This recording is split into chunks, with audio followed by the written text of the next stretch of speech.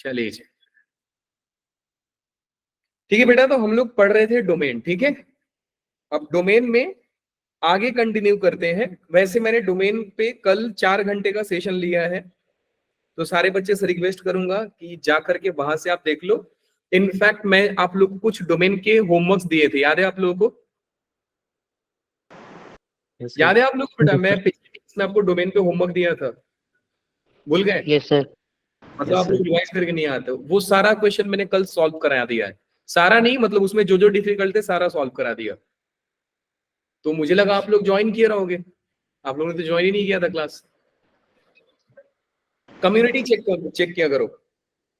चलिए जी, तो बेटा हेडिंग डालते हैं आज के लेक्चर के लिए, टाइप्स ऑफ फंक्शन। सर आपने कल किस टाइम ली क्लास?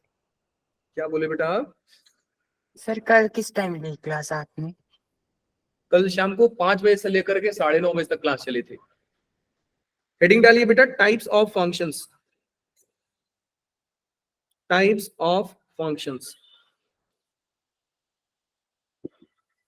और यहां पे लिखिए स्पेशल टाइप्स। मतलब टाइप्स ऑफ फंक्शन बेटा हम बेसिकली पढ़ते हैं क्लास 12th में, लेकिन उससे पहले कई फंक्शंस थोड़े स्पेशल होते हैं।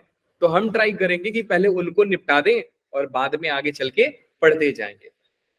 तो बेटा सबसे पहला फंक्शन जो होता है उसका नाम है, साथ साथ लिखते जाएंगे सारे बच्चे लोग। So first function is polynomial function. Polynomial function, polynomial function क्या होता है बेटा? पॉलिनोमियल फंक्शन जो होता है वो, ध्यान से समझिएगा, सुनते जाओ लिखते जाओ, क्योंकि फिर भी समझ में आ जाएगा। पॉलिनोमियल फंक्शन जो होता है बेटा, उसका फोटो देखोगे तो आप डर जाओगे। बेसिकली मैं इस फंक्शन को अर्थवॉर्म बोलता हूं। अर्थवॉर्म क्यों बोलता हूं? क्योंकि इसको जहां से काटोगे जिंदा वहां से निकल के आ जाता है सर। अब उसका मतलब क्या है समझिए आप, पहले फोटो समझिए।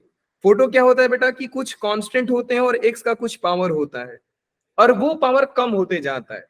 वो पावर आपका कम होते जाएगा, वो पावर कम होते जाएगा, कम होते जाएगा, और कम होते होते वो कभी एक्स स्क्वायर बनेगा,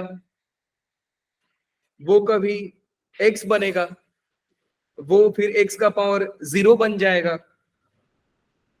ऐसे ही कम होते जाता है। तो पॉलिनोमियल फंक्शन का फोटो कुछ ऐसा दिखता है। अगर इसको ध्यान से समझोगे तो आपको डर डर लग जाएगा, सर आपने क्या लिख दिया ये। लेकिन खुशी की बात यह है कि पॉलिनोमियल फंक्शन डराता नहीं है, बहुत प्यारा सा फंक्शन है, दिखने में भले डरावना लगे। अब अर्थवॉर्म बोलने का पर्पस क्या है बेटा कि इसको जहां से काटोगे ये जिंदा निकल के आएगा। अब मान लो कोई बच्चा इसको काट दिया तो पीछे क्या बच गया, एक्स पावर 0, और एक्स पावर 0 को बोलते हैं 1, और 1 को बोला जाएगा constant function, constant polynomial, sorry. इसको क्या बोल देंगे बेटा, कांस्टेंट पॉलिनोमियल। नेक्स्ट है कि अगर मैंने सर यहां से ना कट करके मैंने यहां से कट कर दिया, यहां से कट किया तो क्या मिला बेटा, x प्लस एक्स पावर 0, और एक्स पावर 0 को मैं आपकी बार 1 लिख दूंगा। इसको दुनिया वाले ने बोल दिया लीनियर पॉलिनोमियल। लीनियर क्यों बोला सर, लीनियर पॉलिनोमियल क्यों बोला? क्योंकि बेटा इसका जो डिग्री होता है, एक्स का हाईएस्ट वेरिएबल जो होता है, एक्स का हाईएस्ट पावर होता है, सॉरी वेरिएबल नहीं, एक्स का जो हाईएस्ट पावर होता है वो 1 होता है, इसलिए बोला जाता है कि डिग्री इसका 1 हो रहा है।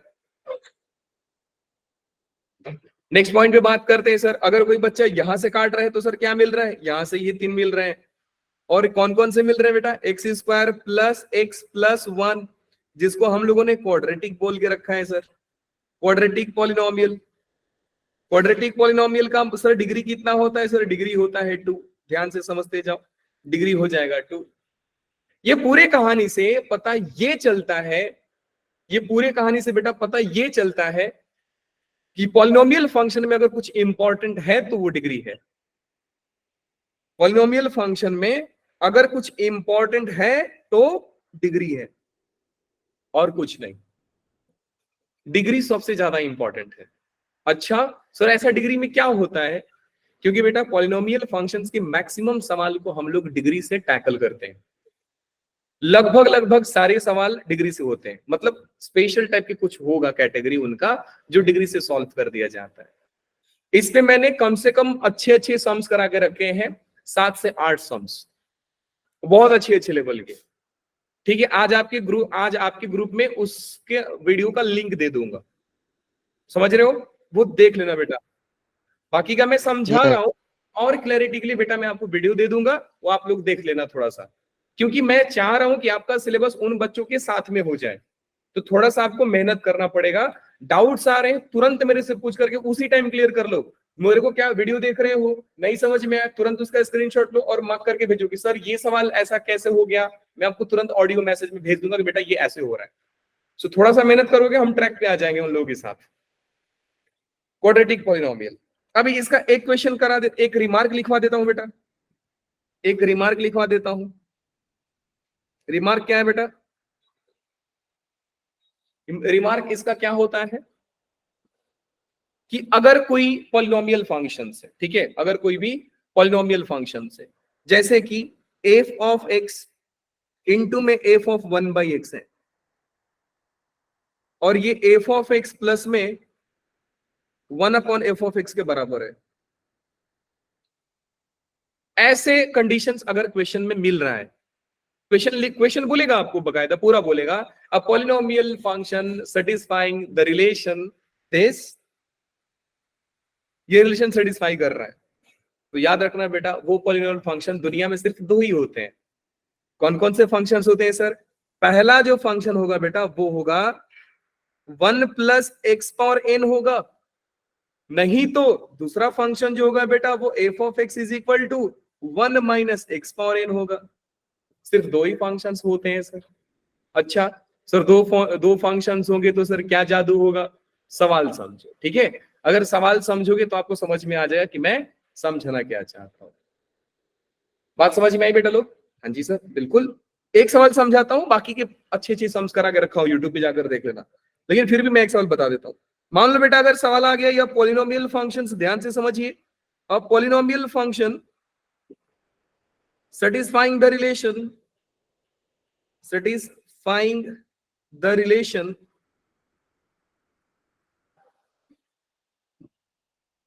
f of x into f of 1/x is equal to f of x plus f of 1/x, and f of 4 is equal to 65, f of 4 is equal to 65, बोल रहे find f of x, find f of x and f of 3 मान लो, मैं बोल दिया f of x find करो, f of 3 बोल सकता है, f of 2 बोल सकता है, f of जो मर्जी बोले बोल दो, एंड f of 2, ठीक है जी? हाँ जी सर, बिल्कुल। अब लगाते हैं दिमाग बेटा, केयरफुली समझिए कि सर अगर कोई फंक्शन इस रिलेशन को, अगर कोई पॉलिनोमियल फंक्शन इस रिलेशन को सेटिस्फाई करता है, तो सर हमारे दुनिया में सिर्फ वो फंक्शन तो सिर्फ दो होते हैं सर। अच्छा जी, दो होते हैं? हाँ जी सर, दो होते हैं। कौन कौन से फंक्शंस होते हैं बेटा? वो फंक्शंस होंगे, या तो एफ ऑफ एक्स जो होगा वो 1+x⁴n होगा, नहीं तो एफ ऑफ एक्स जो होगा वो 1 - x⁴n होगा। ठीक है सर, अब चेक करते हैं बेटा, कंडीशन क्या दिया सर, हमको कैसे मालूम होगा कि इन दोनों में से कोई एक होगा? बेटा उसके लिए आपको एक हिंट दिया रहेगा सवाल में। फॉर एग्जांपल ये दिया है कि f of 4 is equal to 65 है। f of 4 कैसे निकालेंगे बेटा? कि x की जगह पे आपने 4 पटका है, तो मैं हर जगह 4 पटक दूंगा, तो यहां पे लिख दूंगा 1+4⁴n, यहां पे लिख दूंगा f of x is equal to 1 - 4⁴n। f of x आएगा, सॉरी, यहाँ पे हो जाएगा f of 4। अब f of 4 का वैल्यू कितना दिया है बेटा? f of 4 का वैल्यू दिया है 65 is equal to 1 - 4⁴n, 65 is equal to 1 - 4⁴n। मैंने ये लिख दिया 4⁴n इज इक्वल टू, उसको इधर लेकर आइए, सो कितना बन रहा है? 4⁴n इज इक्वल, अरे देवा इधर प्लस होगा ना, सॉरी। सो ये हो रहा है बेटा 65 - 1 64 हो रहा है, और यहाँ पे -4⁴n इज इक्वल टू -64 हो रहा है, 1 - 65 हो रहा है। 4⁴n is equal to 1 - 65, that is -64।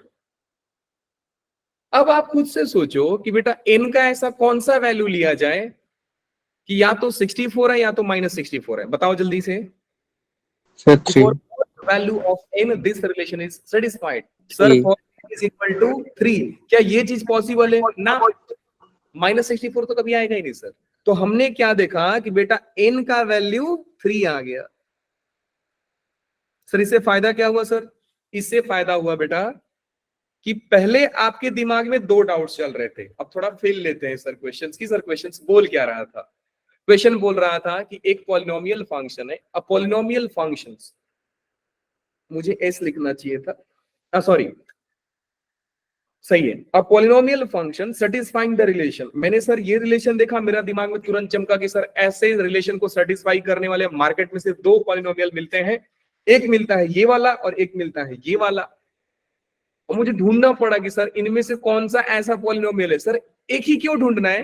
क्योंकि बेटा ग्रामेटिकली बोला है अ पॉलिनोमियल फंक्शन, मतलब एक पॉलिनोमियल फंक्शन है, दो नहीं है। तो मैंने सर दोनों को लिखा, बकायदा पूरा लिखा कि या तो ये होगा या तो ये होगा। अब गिवन हिंट के अकॉर्डिंग कि A465 दिया था, मैंने वैल्यू रख करके चेक किया और मैंने बोला सर ये तो पॉसिबल ही नहीं है।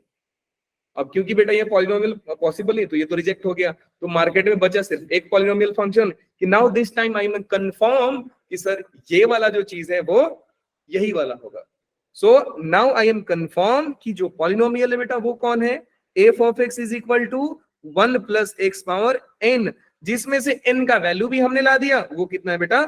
f of 3, सॉरी 3 है। तो पहला सवाल मैंने बना दिया सर। f of x आपसे पूछा जा रहा था, मैंने f of x बता दिया। Let's talk about second question. Second question क्या पूछ रहा है बेटा? f of 3 बताइए। तो आपने देखा कि सर यहाँ पे x था, अब यहाँ पे 3 है, तो मैं इधर भी x को 3 से रिप्लेस कर दूंगा। तो ये कितना हो जाएगा बेटा? 1 plus 3 power 3, and that is कितना होता है? 28। जल्दी से बताओ कितने बच्चों को समझ में नहीं आया? Just raise your hand very quickly. No one is there?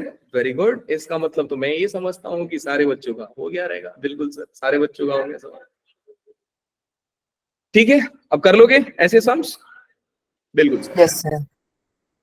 Second, देखो बेटा इसके बाद आएगा अलजेब्रिक फंक्शंस, उसके बाद आएगा रैशनल फंक्शंस। सब भूल जाओ क्योंकि वो बाद में मिलेंगे। अब मैं डायरेक्टली आता हूँ लॉगरिथम पे, लॉगरिथमिक फंक्शंस। सो पहला पॉइंट था मेरा पॉलिनोमियल, सेकंड पॉइंट दे रहा हूं, देखो अलजेब्रिक, इसके बाद आएगा अलजेब्रिक जो मैं छोड़ रहा हूं। क्यों छोड़ रहे हो सर? क्योंकि इसके ऊपर मेरे पास कोई क्वेश्चंस है नहीं, बस बताना है, वो आप जानते भी रहोगे। इसको मैं छोड़ रहा हूं। इसके बाद आता है बेटा रैशनल फंक्शंस, ये भी मैं अभी नहीं छोड़ रहा, अभी मैं छोड़ रहा हूं। बस रैशनल फंक्शन में एक चीज बता देता हूं कि रैशनल फंक्शंस वो फंक्शंस होते हैं जिसमें ऊपर भी पॉलिनोमियल होता है, नीचे भी पॉलिनोमियल होता है। अरे सर आपने क्या बोल दिया? ये भी पॉलिनोमियल और ये भी पॉलिनोमियल? हाँ जी सर, पॉलिनोमियल। और पॉलिनोमियल का बेटा खास बात यही है ना कि उसके डिग्री बहुत खूबसूरत खूबसूरत होते हैं, होल नंबर्स होते हैं। ठीक है, तो वैसे आप जानते हो क्लास 9 10 में पढ़ के आए हो, तो मैं लिख भी देता हूँ, डिग्री होल नंबर होता है, होल नंबर होता है। जी सर, बिल्कुल होता है।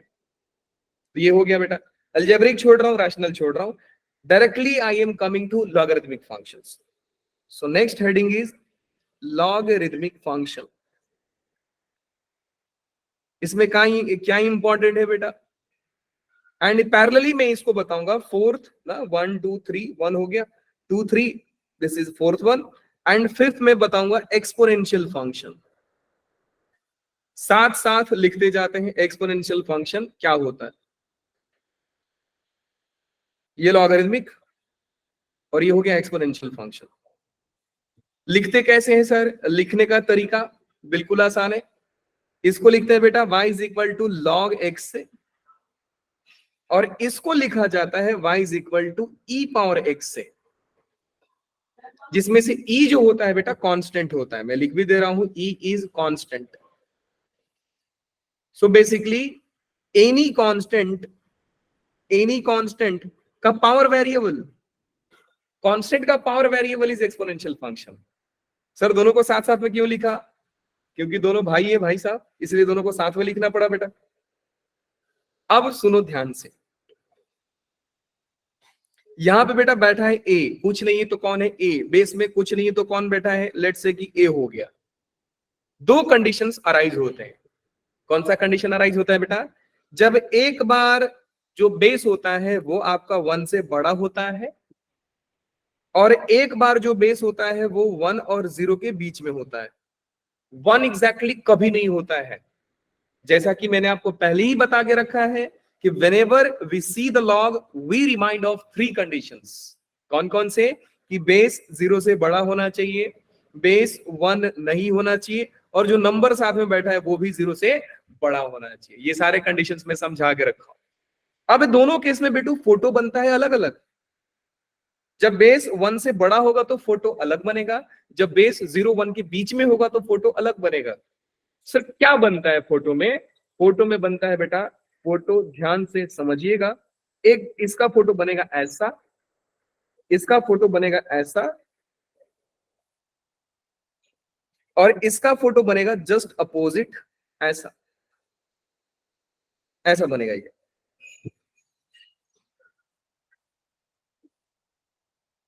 हाँ जी सर, इसका डोमेन और रेंज बात कर लेते हैं। ध्यान से समझिए बेटा, डोमेन और रेंज का मतलब क्या होता है। मैं आपको पहले दिन भी बताया था शायद कि डोमेन और रेंज को मैं शाहरुख खान और अमिताभ बच्चन बोलता हूँ। शाहरुख खान मतलब देखो जरा, एक्स एक्सिस पे ग्राफ कितना फैला, और वाई एक्सिस पे ग्राफ ऊपर नीचे कहां तक गया।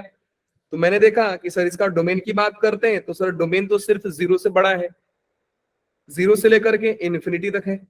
यहाँ पे डोमेन क्या है बेटा? डोमेन ऑफ फंक्शन इज 0 से लेकर के इन्फिनिटी, यहाँ पे भी है। अब सवाल ये है सर रेंज, रेंज तो देखा सर पूरा फैला पड़ा है ग्राफ वाई एक्सिस के करस्पॉन्डिंग।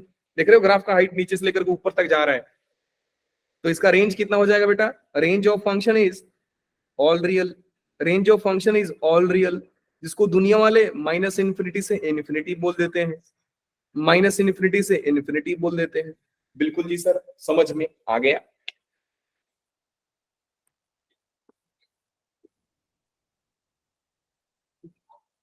हाँ जी, अब e पावर x की बात करते हैं। e पावर x में भी ना मैं अभी आपको दो ग्राफ बताऊंगा। एक बार y इज इक्वल टू a पावर x का ग्राफ जब a आपका 1 से बड़ा होगा, और एक बार आपको बताऊंगा जब a आपका 1 से छोटा होगा और 0 के बीच में होगा। ठीक है जी सर? हाँ जी सर, बिल्कुल। फोटो बहुत प्यारा बनता है बेटा। e पावर x का ग्राफ बनता है ऐसा, और e power a power x का ग्राफ बनता है ऐसा। एक बार ऐसा बनेगा और एक बार ऐसा बनेगा, बस। बात करते हैं डोमेन की सर। तो डोमेन को देखो कि एक्स एक्सिस पे कितना फैला। सर डोमेन बात करते हैं सर, डोमेन दोनों में ही एक्स एक्सिस पे कितना फैला है? All real. देखो पूरा का पूरा ग्राफ ऐसा, तो हॉरिजॉन्टली कितना फैला है। और रेंज का मतलब सर हाइट, देखो नीचे कहां तक गया, ऊपर कहां तक गया। तो हम तो देखिए सर नीचे तो सर 0 को करीब आ रहा है, 0 टच भी नहीं किया ग्राफ, और ऊपर सर इन्फिनिटी तक जा रहा है। देख रहे हो 0 पे शुरू हो रहा है, इन्फिनिटी तक जा रहा है। तो मैं क्या लिख दूंगा? Range of this function is 0 से लेकर के इन्फिनिटी। यहां से एक रिजल्ट याद करते हैं। क्या रिजल्ट करते हैं sir? Any exponential function can never be greater less और equal to 0। Very crucial point, ध्यान से याद करना है आपको कि सर एक्सपोनेंशियल फंक्शन, देवा तुम हटो, मैं यहां पे इंपॉर्टेंट मार्क कर देता हूं कि एक्सपोनेंशियल फंक्शन कभी भी 0 से छोटा नहीं होता है। क्या बात समझ में आ गई सारे बच्चों को? जल्दी बताइए, यहां तक किसी को दिक्कत? हाँ जी, नो सर। Very good. सवाल किया जाए? हाँ जी, यस सर। हाँ जी। उससे पहले ना यस सर। एक काम करते हैं, लॉ का ग्राफ और ई पावर एक का ग्राफ ना एक साथ बनाकर देखते हैं। ये वाला ग्राफ और ये वाला ग्राफ एक साथ बनाकर देखते हैं कि सर क्या होता है। तो क्वेश्चन है मेरा,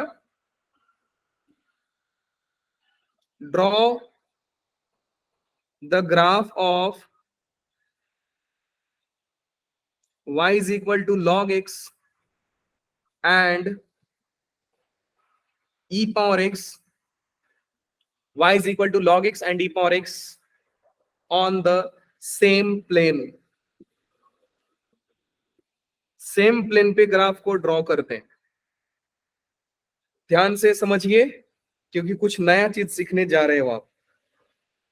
log x का ग्राफ और e पावर x का ग्राफ एक साथ बनाना है। ठीक है सर, बनाना है तो बना दीजिए। ये रहा बेटा log x का ग्राफ और ये रहा आपका e पावर x का ग्राफ। बात समझ में आ रही है? बिल्कुल आ रही है सर।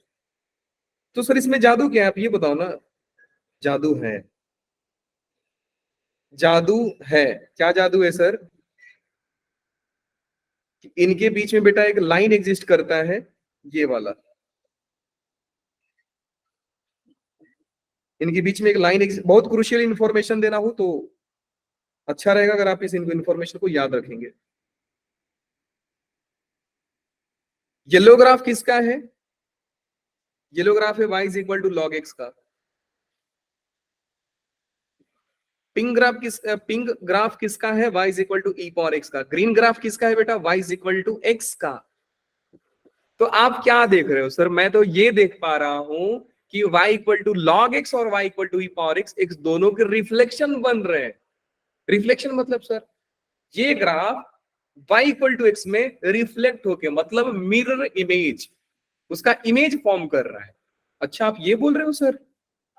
मतलब आप ये बोलना चाहते हैं कि y is equal to log x and, बहुत क्रूशियल इंफॉर्मेशन है याद रखिएगा, e power x are mirror image. Mirror image बोलिए या उसको बोल सकते हैं रिफ्लेक्शन ऑफ द लाइन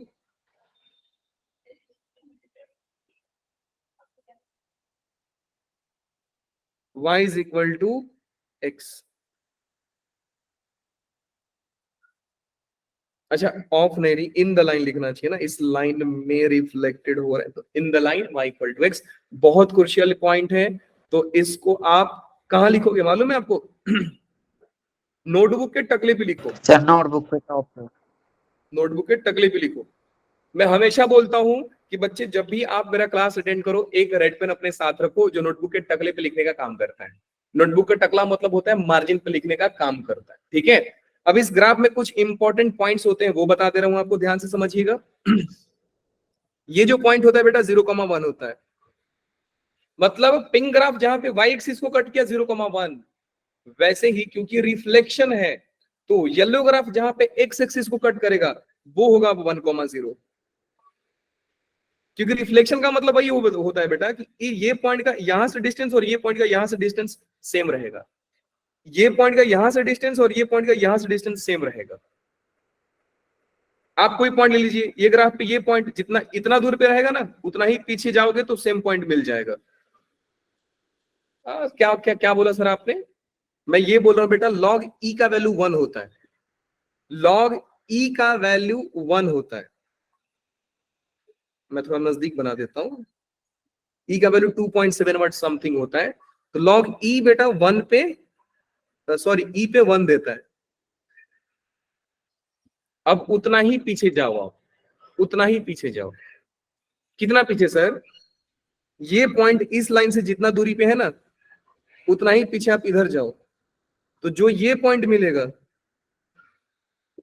ये पॉइंट, वो जस्ट उसका रिफ्लेक्शन मिलेगा। तो ये कौन सा पॉइंट है बेटा? x e है, y 1 है, उसके पीछे जाओ आप, उसके पीछे जाओगे तो ये मिलेगा पॉइंट। तो ये कौन सा पॉइंट हो जाएगा? 1, e। सो रिफ्लेक्शन कुछ ऐसा ही होता है, यही मैं आपको बता रहा हूं। और याद रखना हम लोग 90 डिग्री के ही पीछे जाते हैं ना, ऐसा नहीं कि सर मैं इधर इससे चला गया, इधर इससे चला गया। बात समझ में आ रही है आप लोगों को? Yes sir. हाँ जी, पीयूष है कि लेफ्ट कर दिया? सर हूँ। ओके ठीक है जी। तो ये सब चीजें बेटा याद रखनी पड़ेंगी आपको। मैं मानता हूं कि थोड़ा पढ़ाई को फास्ट लेके जा रहा हूं, और रही बात की फास्ट लेके जाना भी पड़ेगा, एक तो आपने लेट ज्वाइन किया, दूसरा कि ये सारा चीज 11th का है, सारा चीज 11th का है। फटाफट फटाफट कुछ क्वेश्चंस कर ले कि नहीं, कुछ सर क्वेश्चन कर लेते हैं। लो जी, क्वेश्चन लिखिए, find domain of following, find domain of the following functions.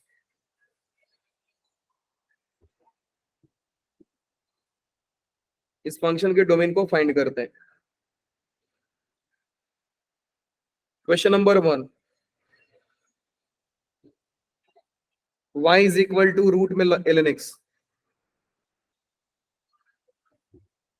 Second question, y is equal to 1 by ln x।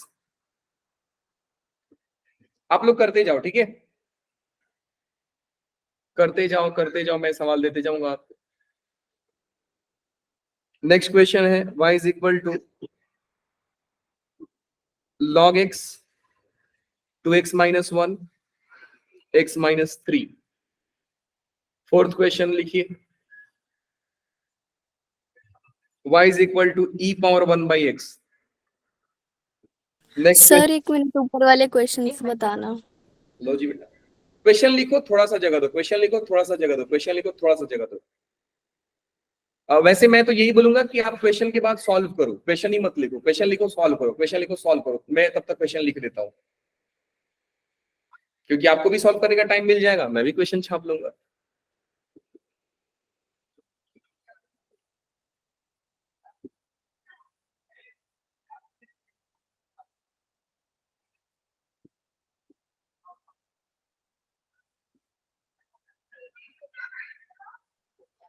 ये हो गया।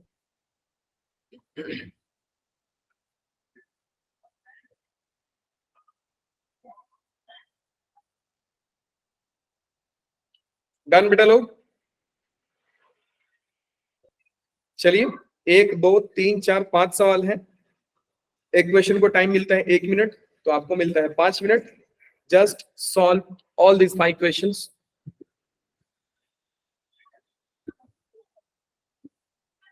ये 4 क्वेश्चंस हो जाएंगे तो मुझे जवाब दीजिए, 5 मिनट देता हूं आपको, आराम से सॉल्व कीजिए, क्योंकि डोमेन सीखोगे तो आगे चलकर रेंज सीखोगे आप। Be quick now.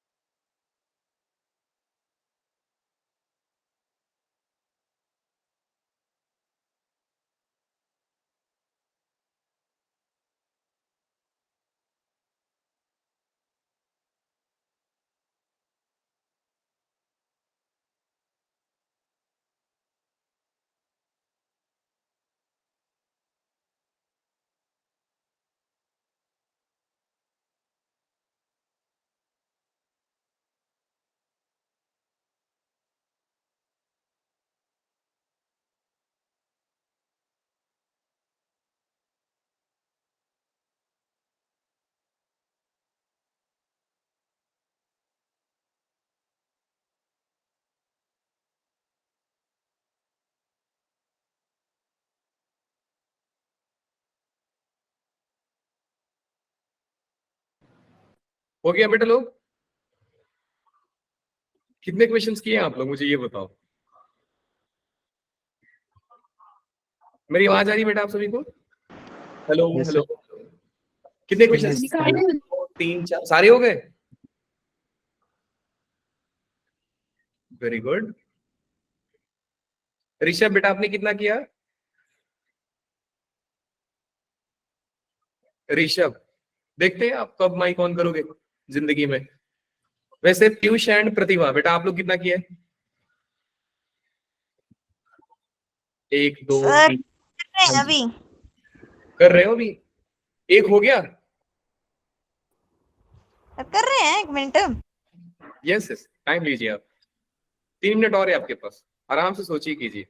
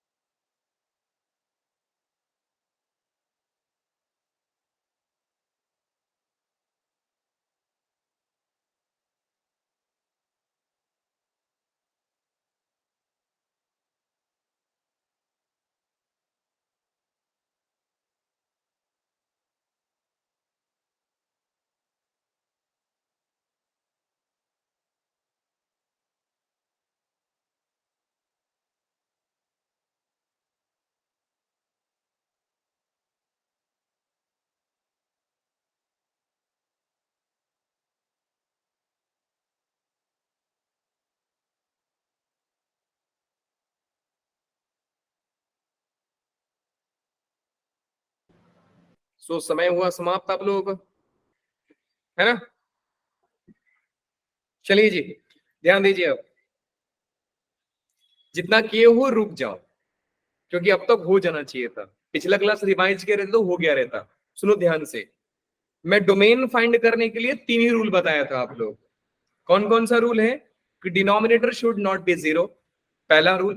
Quantity inside square root is positive, तीसरा रूल कि लॉग दिखे तो वो 3 कंडीशंस आने चाहिए, और चौथा रूल मैंने आज बता दिया आपको, ये वाला, any exponential function can never be less than और इक्वल टू 0। मैं आपको ये भी बोला था बेटा कि टाइम टू टाइम हम लोग अलग अलग कंडीशंस और सीखते जाएंगे। सो आइडिया क्या है बेटू कि आप रिवाइज किया करो। ध्यान से समझो, ये क्वेश्चन को सॉल्व कर रहा हूं। पहला कंडीशन मैंने लगाया बेटा कि quantity inside square root is greater equal to 0। ठीक है सर। नेक्स्ट कंडीशन देखो आप, कि लॉग के साथ जो बैठा है, अभी बेसिकली इसके बेस में कुछ है नहीं तो कुछ कंडीशंस हम लगाएंगे नहीं। लॉग के साथ जो बैठा है, लोगों के आसपास पॉजिटिविटी पसंद है, तो बेटा एक्स जो होगा वो 0 से बड़ा होगा। बिल्कुल सर। अब समझिए कि यहां पे लॉग के पास कुछ नहीं है, लॉग के बेस में कुछ नहीं है। जब लॉग हटाओगे, क्योंकि आप एक्स का वैल्यू निकालते हो, ln x का वैल्यू नहीं निकालते हो, तो बेटा जब आप यहां से लॉग हटाएंगे तो इसके बेस में जो भी होगा वो उधर चल के बेस में हो जाता है। याद रखिए, लॉग का प्रॉपर्टी होता है बेटा कि मान लो इधर है log 3 to the base 2 is equal to 6, ऐसा कंडीशन दिया है। तो जब लॉग हटाओगे तो जो बेस में बैठा है उधर जाके बेस में हो जाता है। So you will get 3 is equal to 2 power 6। ये चलता है, और ये बेसिकली आप जानते भी रहोगे क्योंकि केमिस्ट्री में भी लॉग वगैरह बहुत यूज होता है। तो मैंने इसको हटाया, इसके नीचे कुछ नहीं है तो हम कैलकुलस में ई मानते हैं और केमिस्ट्री में 10 मान लेते हैं, तो वो उधर गया। तो बेटा हो गया x is greater than equal to 1। ध्यान से समझो, x is greater than equal to 1। Sir ऐसा 1 क्यों हुआ? क्योंकि बेटा यहाँ पे कुछ भी होता, कुछ भी, 10 हो, ई हो, 5 हो, 2 हो, क्या फर्क पड़ता है सर? यहां पे लॉग है, यहां पे कुछ भी है, लेट्स से कि 5 है, x greater than equal to 0, हटाओगे तो 5 उधर जाएगा, तो 5 पावर 0 कितना होगा बेटा? 5 पावर 0 1 ही होता है ना। एनीथिंग पावर 0 1 होता है। सर आप एक बात बताओ, लॉग हटाया आपने तो इनइक्वालिटी पे कोई चेंज नहीं होगा। बहुत क्रूशियल पॉइंट बता रहा हूं, याद रखो कि सर लॉग हटाओगे तो इनइक्वालिटी पे कोई चेंज नहीं होगा क्या? बेटा होगा, चेंज तो होगा सर। तो एक एक्स्ट्रा पॉइंट और ऐड कर लेते हैं अपने नोट में, जरा एक नोट और याद करते हैं बेटा। एक और टकले पे लिखना जरा नोटबुक के, क्या लिखोगे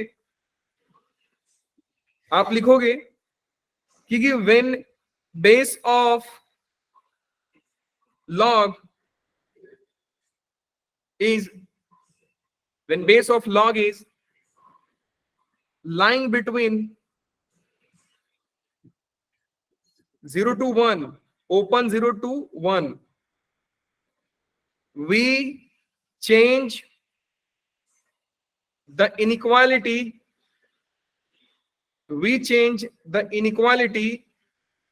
while removing log, बहुत ज्यादा ही काम आएगा, याद रखना। कहानी का सीधा सा मतलब यही है बेटा लोग कि अगर लॉग का बेस 0-1 के बीच में हो तो लॉग हटाओगे तो इनइक्वालिटी चेंज हो जाएगा।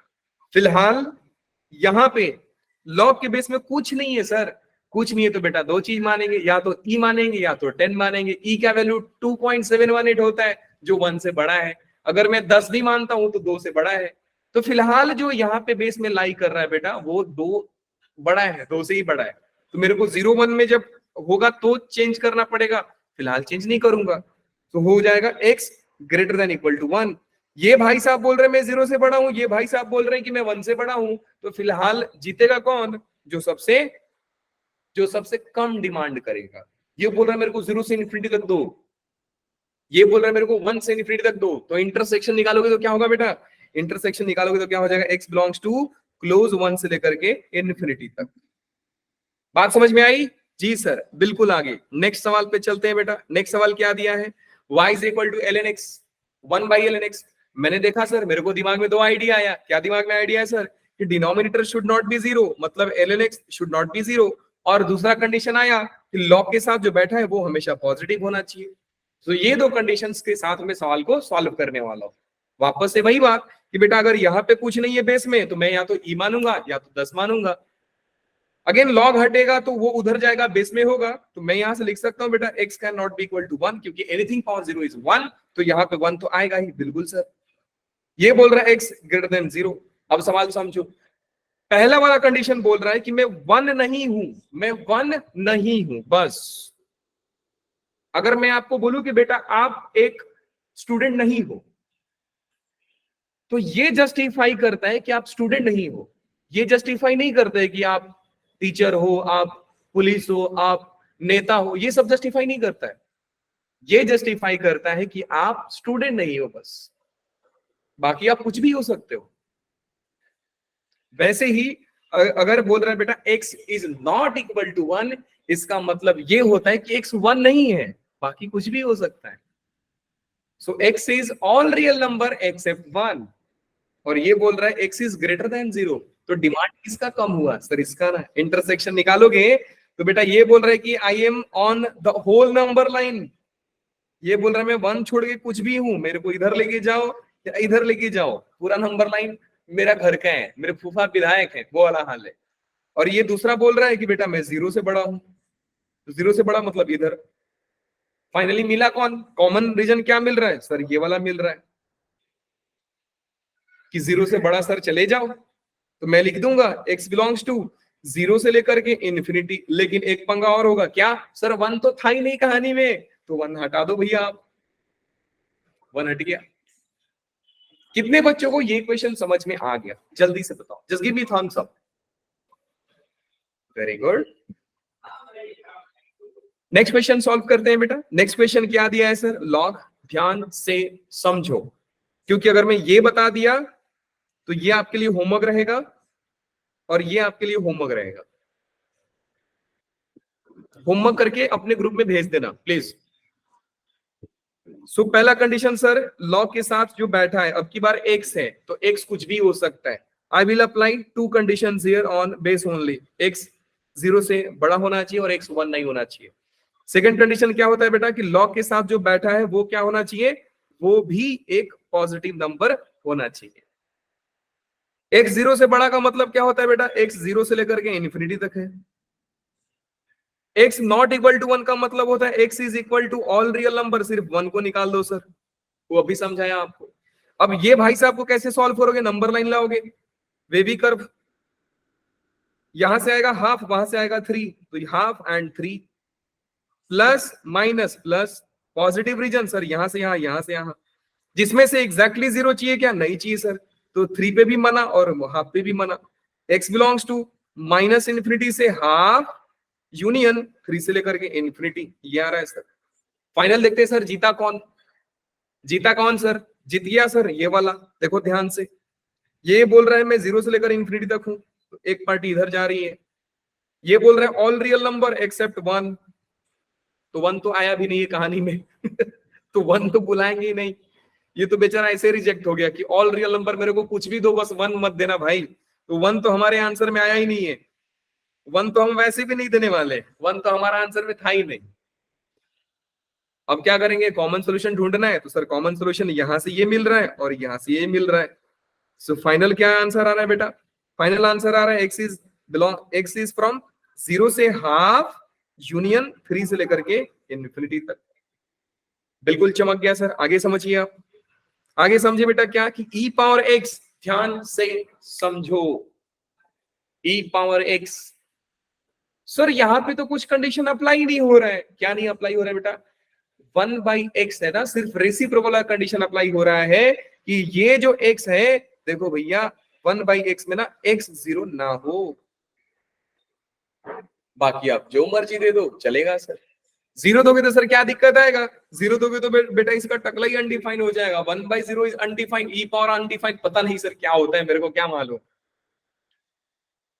सो ये खुश रहेगा, सिर्फ आप डिनोमिनेटर में पंगा था तो डिनोमिनेटर को मना करो, देखो भैया आप 0 नहीं होगे, बाकी जो मर्जी हो जाओ। So x is not equal to 0, that means x belongs to all real number except 0। कहानी वही कि वो बोल रहा है मैं 0 नहीं हूं, अब 0 नहीं है मतलब कुछ भी हो सकता है, बस 0 नहीं होगा। सेम लाइक कि आप स्टूडेंट नहीं हो मतलब आप स्टूडेंट नहीं हो सकते हो, बाकी आप कुछ भी हो सकते हो, नेता हो सकते हो, इंस्पेक्टर हो सकते हो, इंजीनियर हो सकते हो, डॉक्टर हो सकते हो, कुछ भी हो सकते हो, बट आप स्टूडेंट नहीं हो, ऐसा मान के चलिए आप। ये क्वेश्चन आपके लिए होमवर्क था, लेकिन अगेन मैं सॉल्व कर देता हूं सर। सॉल्व करना है जी बिल्कुल बेटा। सबसे पहले मैं लॉग के बेस पे देखूंगा क्या लॉग के बेस पे कोई कंडीशन अप्लाई हो रहा है क्या, ना। क्यों सर, समझो ध्यान से, लॉग को चाहिए कि मेरे बेस में जो बैठा है वो एक पॉजिटिव आदमी हो और 1 नहीं हो।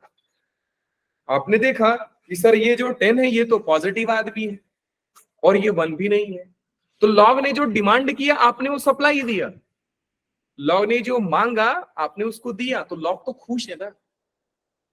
हमको तो प्रॉब्लम तब होगी जब लॉग नाराज होता, तो ये लॉग तो ऑलरेडी बेस तो इसका ऑलरेडी खुश है, इवन इसका भी बेस खुश है, तो मैं क्या करूंगा, लॉग का बेस तो खुश है, अब लॉग के साथ वाले को खुश करेंगे। इस लॉग के साथ में कौन है बेटा, ये, तो मैं लिखूंगा, क्या लिखूंगा सर कि log of 1 + x³ to the base 10, ये 0 से बड़ा होना चाहिए। पहला वाला लॉग खुश। अब दूसरे लॉग की खुश करते हैं सर। दूसरे लॉग कौन है बेटा, ये लॉग है, इसके साथ कौन बैठा है 1 + x³। अब मैं बोलूंगा कि देखो भैया दूसरे लॉग खुश हो जाएगा अगर 1 + x³ भी पॉजिटिव नंबर आ जाए। ठीक है सर, समझ गए। अब आपको मालूम बेटा कि लोगों को हटाओगे तो जो बेस में होते हैं वो बेस में ही जाते हैं। 1 + x³ is greater than 10 to the power 0. 1 + x³ is greater than 1. x³ is greater than 0. x³ 0 से बड़ा कब होगा, x³ 0 से बड़ा होगा, ध्यान से समझो। यहां पे भी आपको एक लर्निंग मिल जाएगा। क्या लर्निंग मिल रहा है सर, देख रहे हो हर क्वेश्चन ऐसा लेता हूं कि कुछ ना कुछ सिखा जाता है। सेम क्वेश्चन बेटा यही है।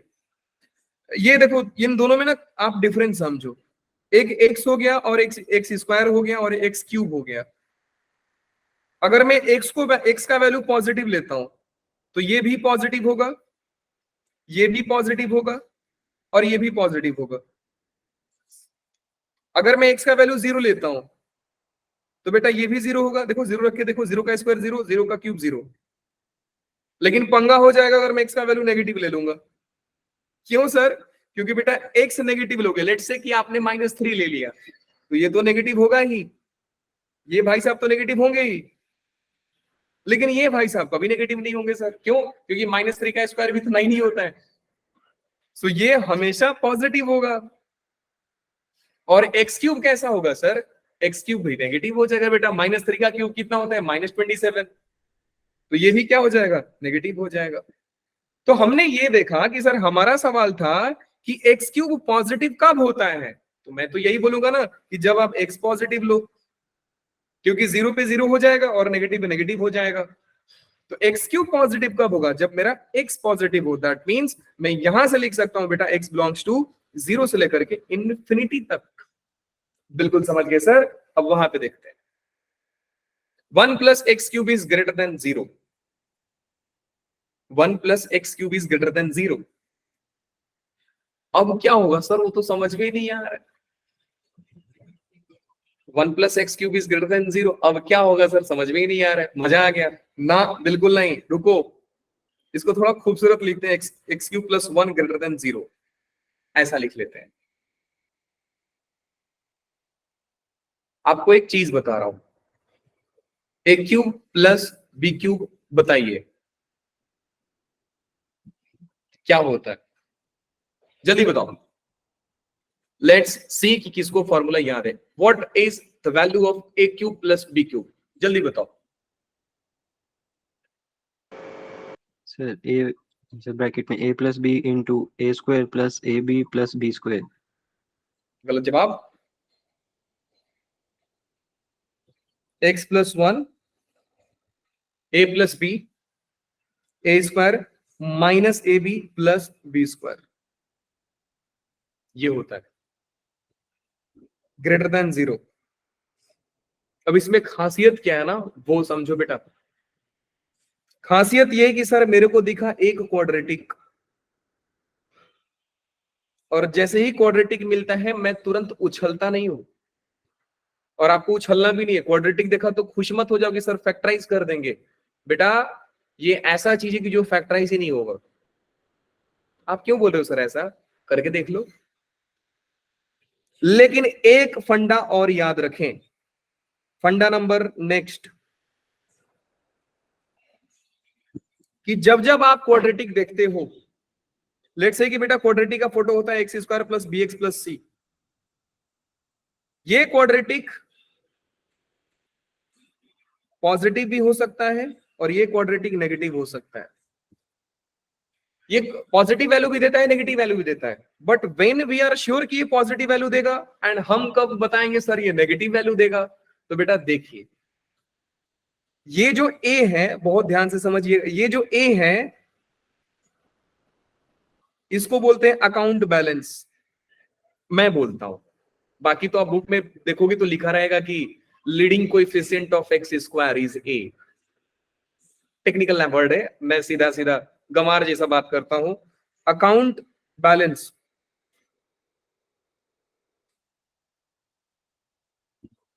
अकाउंट बैलेंस बेटा, अब मान लीजिए कोई मंदिर के सामने बैठा है और उसका अकाउंट बैलेंस मैं बोल रहा हूं बढ़ रहा है, तो बेटा उसके हाथ में जो कटोरा होगा ऊपर होगा कि नीचे होगा? सोच कर देखो भैया, ऊपर होगा तो ही तो कोई आगे पैसा डालता होगा, तो ही तो उसका पैसा बढ़ रहा है। अब कोई कटोरा नीचे रख दिया तो बेटा उसका पैसा कहां डालेगा वो? तो अकाउंट बैलेंस उसका नहीं होगा। अब अकाउंट बैलेंस पॉजिटिव हो,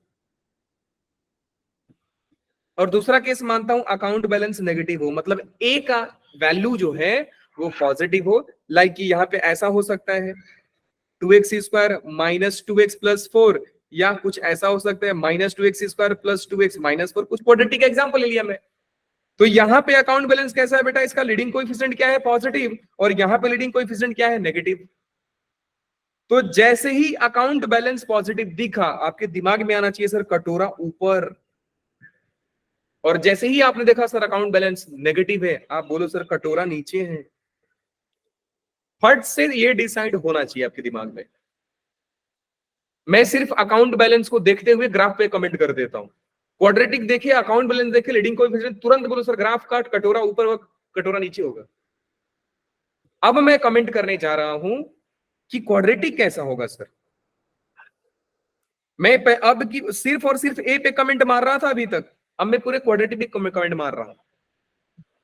अगर इसका डी नेगेटिव हो गया और यहां पे भी डी नेगेटिव हो गया, डी का मतलब होता है बेटा डिस्क्रिमिनेंट जिसका वैल्यू होता है बी स्क्वायर माइनस 4ac, और ये हो गया बी स्क्वायर माइनस 4ac।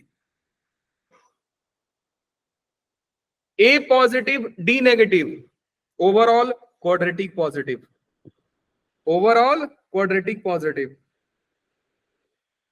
ए negative D negative, overall quadratic negative. अब याद करने वाली बात बेटा ये है कि डी दोनों में ही नेगेटिव होता है। मैं लिख भी दे रहा हूं कि डी दोनों में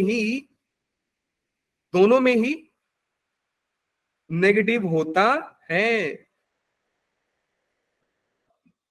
तो हम ए का साइन देखकर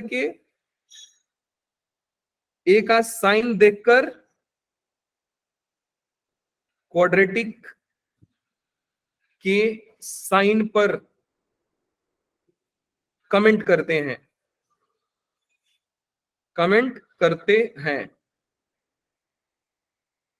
दोनों में डी नेगेटिव है, खुश हो जाओ। अगर account balance positive quadratic positive, अगर account balance negative quadratic negative. लेकिन क्रुशियल पॉइंट क्या है बेटा, डी दोनों में नेगेटिव होगा। इसलिए बोला जाता है कि sign of quadratic function always depends on A या अकाउंट बैलेंस। अब इस भाई साहब को देखो,